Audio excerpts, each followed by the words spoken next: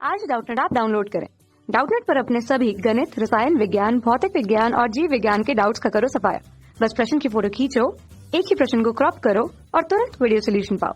अभी डाउनलोड करें। हेलो दोस्तों, आपका प्रश्न है किशमिश जल में डालने पर फूलती है जबकि अंगूर चीनी के सांद्र विलयन में डालने पर पिचक जाता है, कारण सहित समझाओ। तो चलिए इस प्रश्न को दोस्तों हल करते हैं। तो क्या होता है, जब हम किशमिश को दोस्तों जल में डालते हैं तो किशमिश के भीतर जो द्रव भरा होता है, थोड़ा बहुत ही द्रव होता है। आपने किशमिश खाई होगी, आपको पता होगा। तो उसमें थोड़ा बहुत ही द्रव रहता है, बहुत, जो कि बहुत गाढ़ा होता है, शहद से भी गाढ़ा गाढ़ा होता है। आप इस तरीके से समझ सकते हैं उसको। तो दोस्तों इस वजह से हमने यहाँ पे लिखा है, चूंकि किशमिश के भीतर द्रव जल की तुलना में बहुत अधिक क्या होता है, सांद्र होता है। सांद्रित होने का मतलब है बहुत अधिक गाढ़ा होता है। इस वजह से जब हम किशमिश को क्या करते हैं, जल से भरे पात्र में डालते हैं, तो दोस्तों परासरण क्रिया द्वारा जल के जो कण हैं वो क्या होते हैं, किशमिश के भीतर जाने लगते हैं। क्योंकि किशमिश के चारों ओर की जो झिल्ली होती है वो एक अर्धपराग में झिल्ली की तरह कार्य करती है।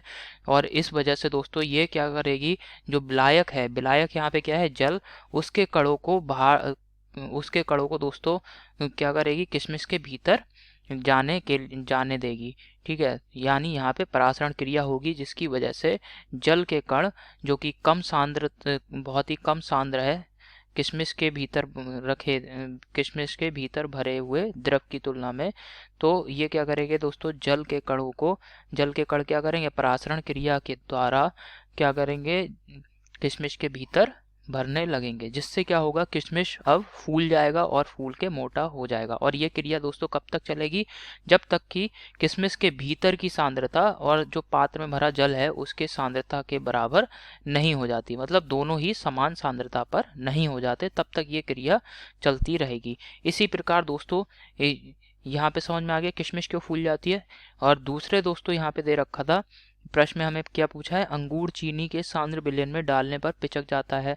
तो इसका क्या कारण है दोस्तों, जब हम अंगूर के, चूंकि यहाँ पे जो अंगूर है, अंगूर के भीतर जो द्रव भरा होता है उसको आपने देखा है बहुत ही वो पतला होता है, और चीनी का दोस्तों आपने बहुत गाढ़ा यहाँ पे विलयन बना लिया है।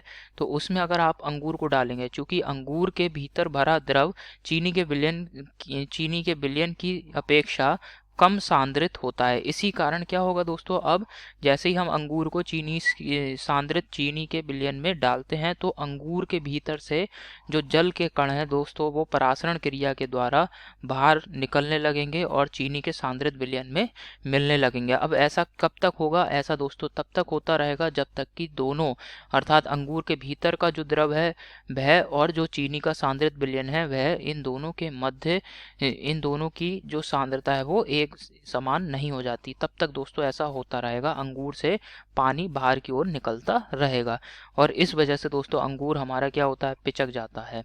तो यही दोस्तों हमारे प्रश्न का उत्तर है। आशा करता हूँ आपको समझ में आया होगा। धन्यवाद। कक्षा 6 से 12वीं से लेकर नीट, IIT, JEE वो एडवांस के लेवल तक 1 करोड़ से ज्यादा छात्रों का भरोसा। आज ही डाउनलोड करें डाउटनेट ऐप या व्हाट्सएप करें अपने सारे डाउट्स 8400 400 400 पर।